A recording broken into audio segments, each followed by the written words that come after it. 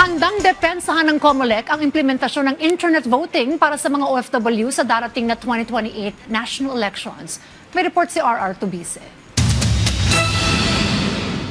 Tuloy ang paghahanda ng COMELEC sa implementasyon ng internet voting ng mga Pilipino abroad sa 2028 national and local elections. Ito ay sa kabila ng pending petition sa Korte Suprema na kumwestiyon sa ilang aspeto ng online voting noong 2025 elections. Ayon kay COMELEC Chair George Erwin Garcia, natanggap na nila noong Biyernes ang resolusyon ng SC na nag-uutos sa komisyon na magsumite ng komento.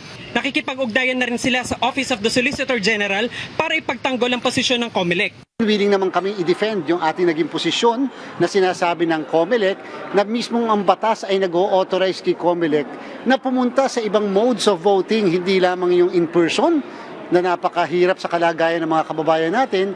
Git ni Garcia, mahalaga ang internet voting lalo na sa mga Pinoy abroad na malayo sa mga embahada at konsulada.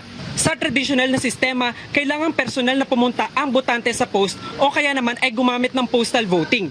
Pero ayon sa COMELEC, mas magastos ito dahil kailangan pang magpadala ng mga makina, balota at iba pang kagamitan sa iba't ibang lugar.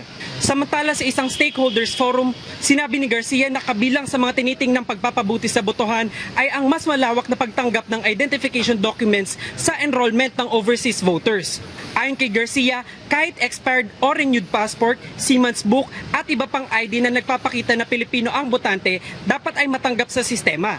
Isa rin sa pinag-aaralan ang pagpapahintulot sa botante na ma-verify ang kanilang boto sa balota pagkatapos bumoto. Pero paglilinaw ng COMELEC, kailangan pa rin itong balansehin sa prinsipyo ng secrecy of the ballot.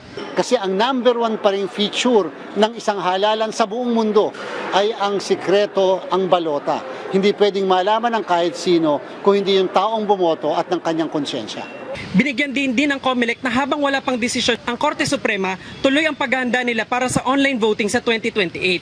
Samantala nang tanungin si Garcia sa posibleng papel ng COMELEC sa enforcement ng disqualification sakaling matuloy ang impeachment ni Vice President Sara Duterte, sinabi niyang tumatanggap ang komisyon ng mga petisyon for disqualification o cancellation ng COC. Pero git niya, ang dapat masigurado lang ni COMELEC na sana bago man na mag-imprenta ng mga balota sa darating na election ng 2028 ay tapos na yung mga kaso ng disqualification or cancellation. Kung ito po'y magkatuluyan, then observe the due process. Kung hindi naman po magkatuluyan, yan po ang mandato mismo ng ating mga mambabatas. So kami po gagalang doon at kami po ay tatalima lamang sa kung ano yung kanilang ipag-uutos sa atin.